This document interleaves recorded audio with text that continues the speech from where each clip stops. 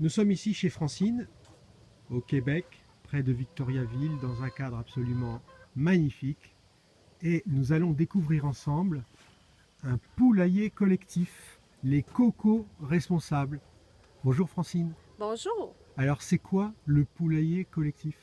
En fait, c'est un poulailler qu'on a entièrement construit Oui, pour un peu nourrir les gens à proximité avec des bons œufs frais. Mais comme on peut voir, on est plus que des œufs. On veut, par cela, on a des voisins très près qui font partie du poulailler. On est maintenant 7 maisonnés, si on peut dire. En fait, on est comme 5-6 enfants parce qu'il y en a un en route. On est 14 adultes et 16 poules. Alors, ils produisent à chaque journée plus ou moins une douzaine d'œufs. Alors, chaque maisonnée a sa journée, vient chercher ses œufs le mardi. Et puis, ils viennent entretenir une fois pendant une semaine de temps, mais à chaque 7 semaines environ. Ce qui fait que c'est moins d'ouvrage parce qu'ils viennent toute une semaine, puis après ça, ils n'ont plus à y repenser. Mais à chaque semaine, ils viennent chercher leur douzaine d'œufs. alors ça c'est drôlement intéressant pour nos expériences d'agriculture urbaine. Est-ce que tu peux nous montrer à l'intérieur Oui, comment ça se passe, comment ça se gère, ce magnifique poulailler collectif? oui. En fait, juste ici, On on rentre a une dedans. partie qui est réservée aux cocos responsables. Et puis en passant, moi, je suis la coco coach. Alors, je supervise un petit peu tous les travaux. Et ici, on a l'endroit où que les poules pondent. On voit qu'il y en a déjà une là, qui est en train de D'accord. s'installer pour pondre. Ouais, elle est là. D'accord. Waouh, et puis il y a les œufs ici. Et puis, comme vous pouvez voir, c'est bas parce que pour moi, c'était important que ce soit à la hauteur pour enfants. Ça, c'était vraiment, moi, dans D'accord. mes priorités. Je voulais que les enfants puissent participer et apprendre les choses. Quand les œufs sont cueillis, on les met ici dans une douzaine. Et ici, c'est de la moulée bio. Alors, on ne peut pas dire des œufs bio parce qu'on n'a pas le droit, mais c'est des œufs naturels D'accord. qu'on dit. Les œufs sont mis là, et puis quand on a plusieurs douzaines, on les accumule ici. Alors, quand aujourd'hui on est vendredi, la famille qui a à venir chercher sa douzaine d'œufs va venir chercher sa douzaine d'œufs ici. Ouais. Et puis, quand celle-là sera pleine, elle sera mise là. Mais, étant donné qu'on est un groupe qu'on a à payer chacun notre part, on tient des statistiques. D'accord. Aussi, depuis le début du projet, on voulait que le projet soit exportable, qu'on soit capable d'en discuter, de le partager, de faire connaître aux gens les moyens qu'on a utilisés pour le faire. Alors, à ce moment-là, on voulait tenir des statistiques pour ces raisons-là, savoir comment ça Ouais. coûte, comment on peut organiser. Même nous, on avait vu sur Internet qu'on pouvait les nourrir à mouler fermenté, qu'il y avait un meilleur rendement. Et avec l'expérience qu'on a faite, je pense qu'on peut dire oui, avec la moulée fermentée, on a le meilleur rendement des poules. Et puis là, c'est le poulailler, il y a dans le fond 5 mois. C'est une première expérience. On l'a hiverné un peu dans le but de garder les poules cet hiver. Et puis, il y a une lumière qui va, elle, allonger la lumière pour la journée parce que des poules pour pondre doivent avoir un minimum de 12 à 14 heures de lumière. Comme au Québec, la lumière est beaucoup moins longue. L'hiver, on est obligé d'y voir. Et on a un timer qui va s'occuper d'allumer et de fermer la lumière. Et puis, on a un petit calorifère pour le chauffage. D'accord. Mais à chaque jour, la famille qui s'occupe dans sa semaine, elle doit venir alimenter puis abreuver les poules, voire faire un petit peu de ménage. Puis à la fin de sa semaine, nous, c'est le dimanche, qui est leur dernière journée, ils doivent faire le gros ménage pour que la nouvelle famille qui commence le lundi, ben, elle reprenne le poulailler quand même d'une façon plus intéressante. On voit ici sur la porte, ben ça c'est l'horaire, elle est faite pour jusqu'au mois de décembre. Là. Les familles qui doivent se présenter à tel...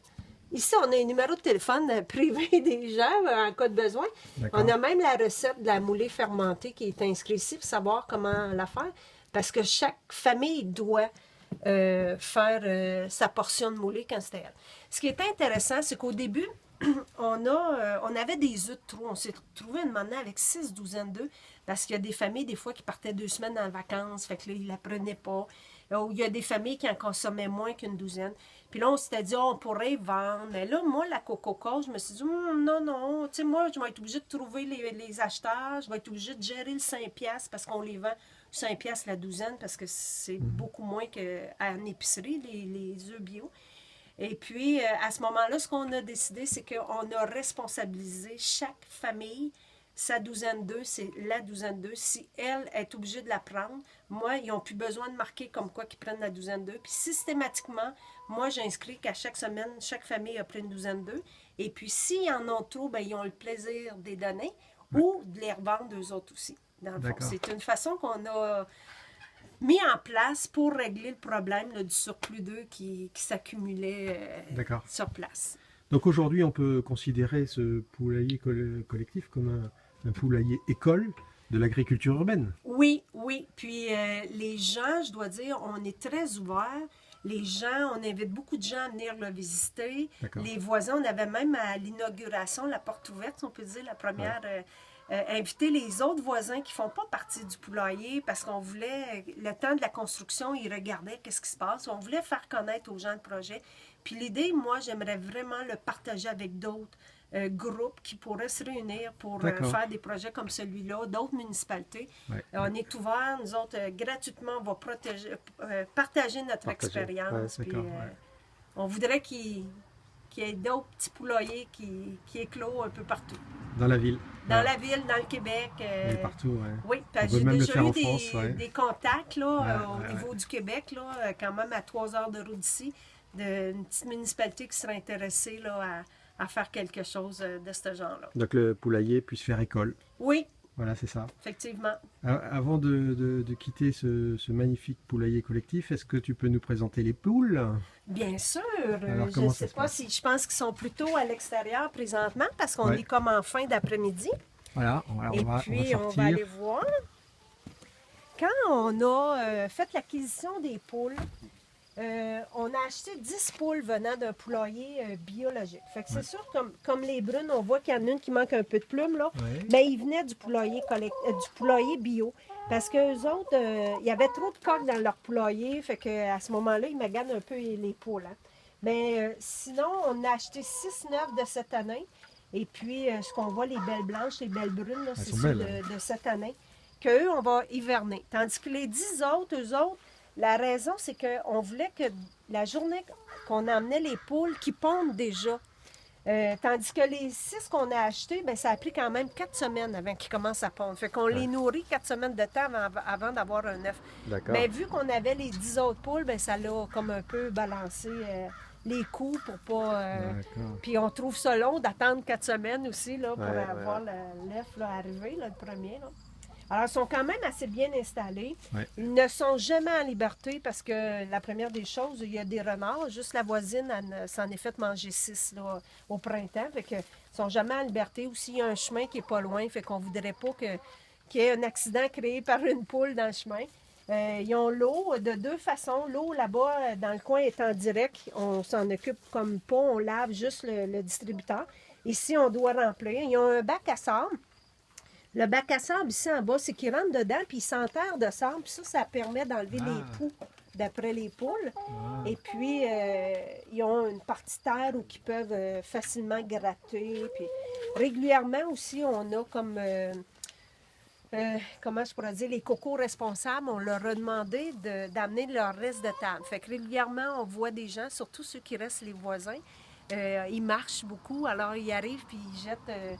sur le sol aux poules, bien, des plures de pommes de terre, des plures de pommes ou des fois des raisins qui sont moins bons pour notre consommation. Ils les jettent par terre et puis les poules sont folles de ce genre d'alimentation-là. Elles se régalent. Elles se régalent, voilà. Et on a goûté les œufs tout à l'heure et nous, on s'est régalés. Oui, bien, je suis bien contente. Merci et c'était beaucoup. vraiment agréable de vous accueillir. C'est gentil. Merci Francine.